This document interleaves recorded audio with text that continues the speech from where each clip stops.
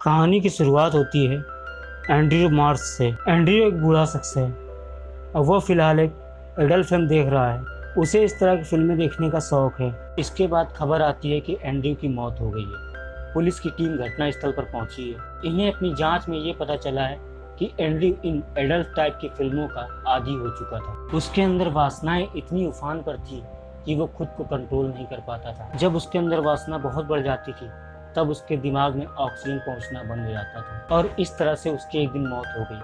Police की team भी in adult film को देखती है। इस वीडियो से इन्हें ये पता चलता है कि एंड्रयू मार्श ही वो शख्स है जो कि रेबेका नाम की लड़की के साथ सेक्स कर रहा है। रेबेका दरअसल एंड्रयू मार्श की गर्लफ्रेंड थी और ये आपस में सेक्स किया करते थे और सेक्स करने के दौरान ये वीडियो बनाया करते थे। ये वीडियोस इन दोनों की मर्जी से ही शूट किए जाते थे। एंड्रयू बाद में इन वीडियोस को देखकर खुद को और ज़्यादा उत्तेजित किया करता था और बहुत ज़्यादा उत्तेजना के कारण एंड्रयू की मौत हो जाती है। इस केस में सबसे पहली सस्पेक्ट होती है रेबेका। उस पर एंड्रयू के मर्डर का आरोप लगा है और उसने अपना वकील चुना है फ्रैंक को। फ्रैंक की वाइफ होती है शेरन। शेरन अपने पति पर बहुत ज़्यादा भरोसा करती है। उसे यकीन है कि उसका पति उसे कभी भी धोखा नहीं देगा। फ्रैंक रेबेका से एक एक बात की जानकारी ले रहा है ताकि वो इस केस में रेबेका को बचा सके। इस दौरान जब दोनों रेबेका के घर पर हैं तो रेबेका फ्रैंक को अपनी ओर आकर्षित करती है। इसके बाद दोनों इंटीमेट हो जाते हैं और इंटीमेट होने के दौरान फ्रैंक ये देखता है कि रेबेका उसके हाथों को बेड पर पीछे की तरफ बांध रही है। इसके बाद कोर्ट की कार्रवाई शुरू होती है। फ्रैंक रेबेका को बचाने की हर संभव कोशिश करता है। वो रेबेका से प्यार करने लगा है। इस बारे में उसने अपनी वाइफ शेरन को कुछ भी नहीं बताया है। क्या वो शेरन को छोड़कर रेबेका से शादी कर लेगा?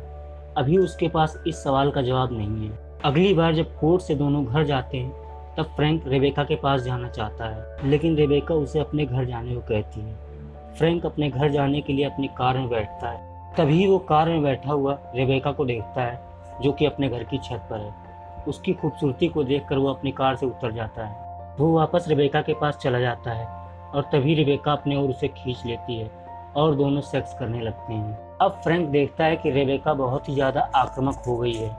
वो फ्रैंक की बॉडी पर जलती हुई मोमबत्ती गिराती है और उसकी बॉडी पर शराब भी डालती है और फिर इस शराब को पीती है। फ्रैंक को ये सब बड़ा अजीब लग रहा होता है लेकिन वो रेबेका को ये सब करने से रोक नहीं पा रहा होता है। रेबेका फ्रैंक के गुप्तांगों पर भी जलती हुई मोमबत्ती गिराती है और शराब डालती है और फिर इसे पी जाती है। इस सेक्स के दौरान रेबेका फ्रैंक पर पूरी तरह से हावी है। वो फ्रैंक को पूरी तरह से अपने कंट्रोल में रखती है और ऐसा ही हाल कुछ कोर्ट रूम में भी होता है। यहाँ भी फ्रैंक रेबेका के कंट्रोल में ही काम करता है। अपोजिशन का वकील होता है रॉबर्ट जो कि कोर्ट रूम में ये बताता है कि एंड्रयू की दौलत $8 मिलियन थी जिसकी बेनिफिशियरी और कोई नहीं बल्कि रेबेका है। ऐसे में रॉबर्ट का कहना है कि एंड्रयू की दौलत को पाने के लिए रेबेका ने ही एंड्रयू को मार दिया है। एंड्रयू ने भी अपने मरने से काफ़ी पहले अपनी वसीयत तैयार की थी जिसकी बेनिफिशियरी रेबेका है जिसमें उसे $8 मिलियन मिलने थे। फ्रैंक रेबेका से इस बारे में पूछता है। रेबेका फ्रैंक को बताती है कि वो इस बारे में कुछ भी नहीं जानती। $8 मिलियन के बारे में भी उसे रॉबर्ट से पता चला है। हालांकि रेबेका कितना सच बोल रही है और कितना झूठ ये तो हमें कहानी में आगे पता चलेगा। फ्रैंक रेबेका के हुस्न का इस कदर दीवाना हो चुका है कि वो रेबेका की हर बात पर यकीन कर लेता है। कहानी में एक नया मोड़ आया है। एंड्रयू की सेक्रेटरी है जुआना। जुआना से पूछताछ की जाती है। जुआना ये स्वीकार करती है कि वो एंड्रयू की पर्सनल सेक्रेटरी के तौर पर काम करती थी और उसका कई बार एंड्रयू के साथ जिस्मानी संबंध बन चुका था। इस केस का एक दृष्टिकोण यह भी बनता है कि एंड्रयू जुआना के साथ संभोग कर रहा था और इसी दौरान उसकी वासना इतनी बढ़ गई होगी कि उसकी ब्रेन ने काम करना बंद कर दिया होगा और उसकी मौत हो गई होगी। मतलब कि रेबेका इस केस में बिल्कुल निर्दोष है।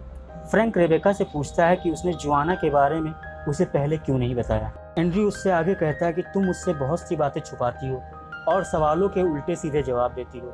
मैं अब इस केस में तुम्हारी मदद नहीं कर पाऊंगा। फ्रैंक तो अब रेबेका का केस भी छोड़ना चाहता है लेकिन रेबेका को फ्रैंक की ये धमकियां बिल्कुल भी पसंद नहीं आती। उसे पसंद नहीं कि कोई मर्द उससे इस तरह से बात करे। वो तो हमेशा अपने खूबसूरती के दम पे मर्दों को हमेशा अपने कंट्रोल में रखती है। अब जब फ्रैंक ने ये हिमाकत कर दी है तो क्या किया जाए? उसे मार दिया जाए या छोड़ दिया जाए? रेबेका ने चाणक्य नीति अपनाई है। चाणक्य नीति के अनुसार जब किसी को हराना हो तो उससे उलझो मत, उसकी कमजोरी पर वार करो। और फ्रैंक की कमजोरी है उसकी साजिश ज़िंदगी। वह शेरन से मिलती है और उसे बता देती है कि फ्रैंक उसे काफ़ी महीनों से चीट कर रहा है और रेबेका के साथ संभोग कर रहा है। शेरन ये सब जानकर काफ़ी गुस्सा होती है और अपने पति का सामना करती है। पहले तो फ्रैंक सवालों के गोल में जवाब देता है, लेकिन शेरन के सवालों का जवाब उसके पास है नहीं। वो शेरन को मनाने की कोशिश करता है, पर शेरन कोई बेवकूफ़ तो है नहीं। शेरन ने फ्रैंक को छोड़ दिया है। फ्रैंक गुस्से में पहुंचा है रेबेका के पास। रेबेका उससे कहती है कि तुम मुझे यूँ छोड़ सकते नहीं। ऐसा कहते हुए वो खुद को निर्वस करती है और खुद के बॉडी पार्ट्स को फ्रैंक के सामने लहराती है। ऐसा करते हुए वो खुद के साथ हस्त महसूस करने लगी। फ्रैंक अपनी भावनाओं को रोकने की कोशिश करता रहा, लेकिन वो रेबेका की खूबसूरती के आगे हार जाता है। इसके बाद दोनों बहुत ही ज़्यादा संभोग करते हैं और दोनों एक दूसरे को हैंडकफ से बांधते हैं। अगले दिन कोर्ट की कार्रवाई फिर से शुरू होती है। रेबेका के बारे में हर कोई कहता है कि वो एक गोल्ड डिगर है। उसी ने पैसों के लिए एंड्रयू को मारा होगा। रॉबर्ट ने रेबेका के बारे में और भी कुछ पता लगाया है। रॉबर्ट को पता ये चला है कि रेबेका के पिछली ज़िंदगी में कई गैर मर्दों के साथ नाजायज़ संबंध रहे हैं। उनमें से सभी अमीर और बूढ़े आदमी होते थे। उनमें से एक आदमी है जेफरी। जेफरी को अदालत में बुलाया जाता है। रॉबर्ट उससे सवाल जवाब करता है। जेफरी बताता है कि हाँ, उसके रेबेका के साथ संबंध थे, लेकिन रेबेका बहुत ही आक्रामक थी। जेफरी बताता है कि वो संभोग के दौरान बहुत ही अजीब सी चीज़ें किया करती थी। रेबेका उसे बेड में बांध दिया करती थी। कई बार तो वो उसे कोड़े से मारती थी, उसे गर्म लोहा भी चुभाती थी। जेफरी को रेबेका की वजह से कई बार तो हार्ट अटैक भी आ चुका था। इन सब के बाद उसने रेबेका को छोड़ दिया और उसे छोड़ने के बाद वो काफ़ी फ्री महसूस करता है। ये सब बातें फ्रैंक सुन रहा होता है। उसे तो यही लगता है कि रेबेका ही एंड्रयू की मौत की जिम्मेदार है। इन सब के बाद वो रेबेका को ये सब बातें कहता है, तो रेबेका उसे समझाने की कोशिश करती है और उसे पार्किंग में ले जाकर उसे संभोग का सुख देती है। इस तरह से फ्रैंक अभी भी रेबेका के साथ बना हुआ है। अगली सुनवाई में रेबेका को कटघरे में बुलाया जाता है और रॉबर्ट उससे एक के बाद एक कई सवाल पूछता है। रेबेका यहाँ मगरमच्छ के आंसू बहाते हुए विक्टिम कार्ड खेलती है। वो कहती है कि उसने तो सिर्फ एंड्रयू से प्यार किया था, उसे $8 मिलियन के बारे में कुछ भी नहीं पता था। उसने कभी भी एंड्रयू को उत्तेजित करके हार्ट अटैक देने की कोशिश नहीं की। अदालत के पास भी रेबेका के खिलाफ ज्यादा सबूत नहीं होते हैं, इसीलिए उसे इस केस में बाइज्जत बरी कर दिया जाता है। केस खत्म होने के बाद रेबेका फ्रैंक से कहती है, तुमने अपराधी को बचा लिया,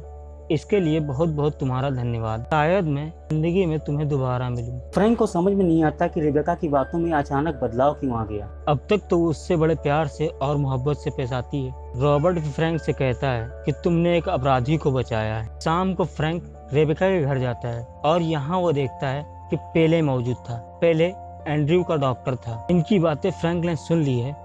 पेले और रेबेका ने मिलकर एंड्रयू की मौत का षड्यंत्र रचा था। रेबेका के पेले के साथ भी शारीरिक संबंध थे।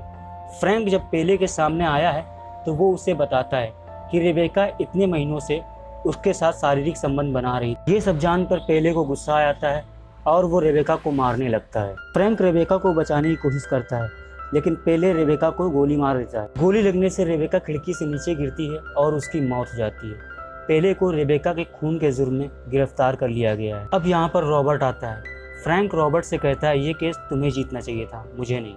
रॉबर्ट फ्रैंक से कहता है कि अगर गौर से देखो तो ये केस मैं ही जीता हूँ। फिल्म के आखिर में फ्रैंक अपनी पत्नी शेरन के साथ अपने रिश्तों को सुधारने की कोशिश कर रहा है। वो ऐसा कर पाएगा या नहीं, इसी मोड़ पर यह कहानी खत्म हो जाती है। अगर ये कहानी आपको पसंद आई हो तो हमारे चैनल को सब्सक्राइब करें।